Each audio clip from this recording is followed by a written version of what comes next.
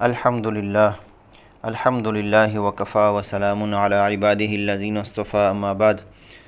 عن عمر بن الخطاب رضی اللہ عنہ قال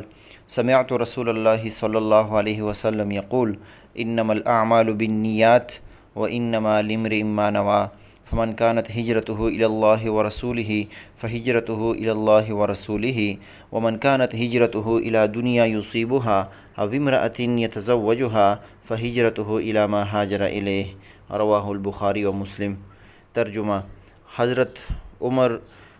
عمر بن الخطاب رضی اللہ عنہ سے روایت ہے،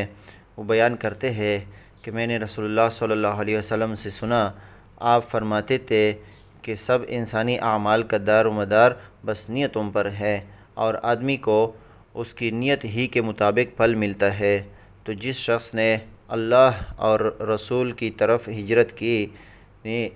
اور خدا اور رسول کی رضا جوئی اور اطاعت کے سوا اس کی ہجرت کا اور کوئی باعث نہ تھا، تو اس کی ہجرت در حقیقت اللہ اور رسول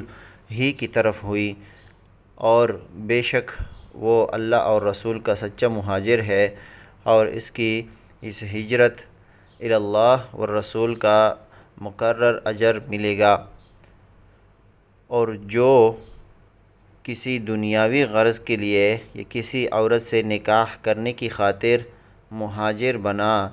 تو اس کی ہجرت اللہ اور رسول کے لیے نہ ہوگی، بلکہ فی الواقع جس دوسری غرض اور نیت سے اس نے ہجرت اختیار کی ہے، عند اللہ بس اسی کی طرف اس کی ہجرت مانی جائے گی۔ اس حدیث کی تشریح کی طرف آتے ہیں تو حدیث کا جو اوپر ترجمہ کیا گیا وہ خود جو ہے مطلب خیز ہے، اور نفس مفہوم کے بیان کے لیے اس کے بعد کسی مزید تشریح کی حاجت نہیں، لیکن اس کی خصوصی اہمیت کا تقاضا ہے کہ اس کے مطالب و فوائد پر کچھ اور بھی کہا جائے۔ تو حدیث کا اصل منشا امت پر اس حقیقت کو واضح کرنا ہے کہ تمام اعمال کے اصلاح و فساد اور مقبولیت و مردودیت کا دار و مدار نیت پر ہے، یعنی عمل صالح وہی ہوگا اور اسی کی اللہ کے یہاں قدر و قیمت ہوگی جو صالح نیت سے کیا گیا ہو، اور جو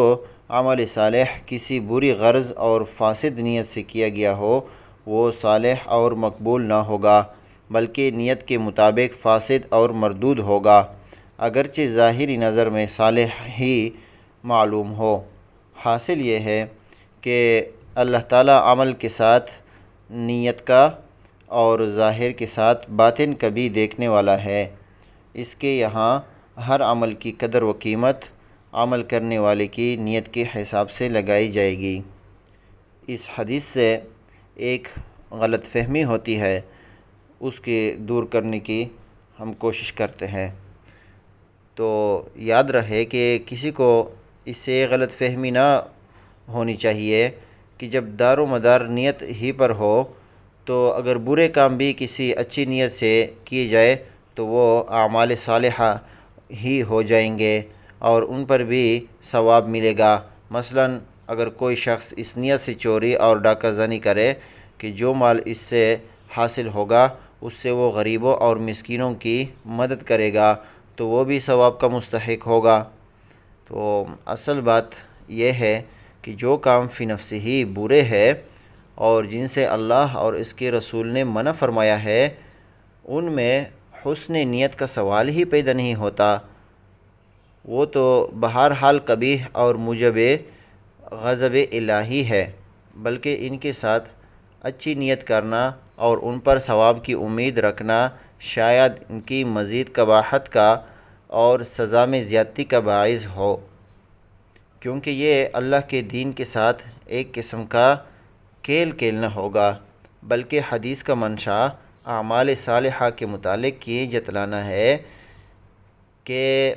وہ بھی اگر کسی بری نیت سے کیے جائیں گے تو پھر اعمال صالحہ نہیں رہیں گے، بلکہ بری نیت کی وجہ سے ان کا انجام برا ہی ہوگا۔ مثلاً جو شخص نماز نہایت خشوع و خضوع کے ساتھ پڑھتا ہے، جس کو ہم اعلیٰ درجے کا عمل صالح سمجھتے ہیں، وہ اگر یہ خشوع و خضوع اس لیے کرتا ہے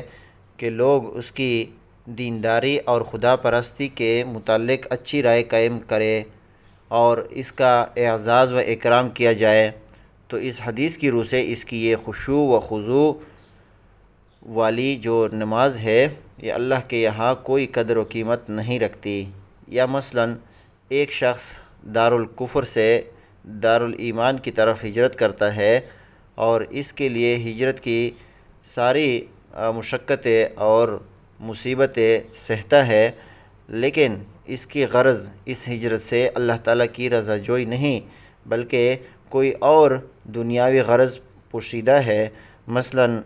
دارالہجرت میں رہنے والی کسی عورت سے نکاح کی خواہش اس ہجرت کے لیے محرک ہوئی ہے، تو یہ ہجرت اسلام نہ ہوگی اور اللہ کے ہاں اس کا کوئی اجر نہ ہوگا بلکہ الٹا گناہ ہوگا۔ بس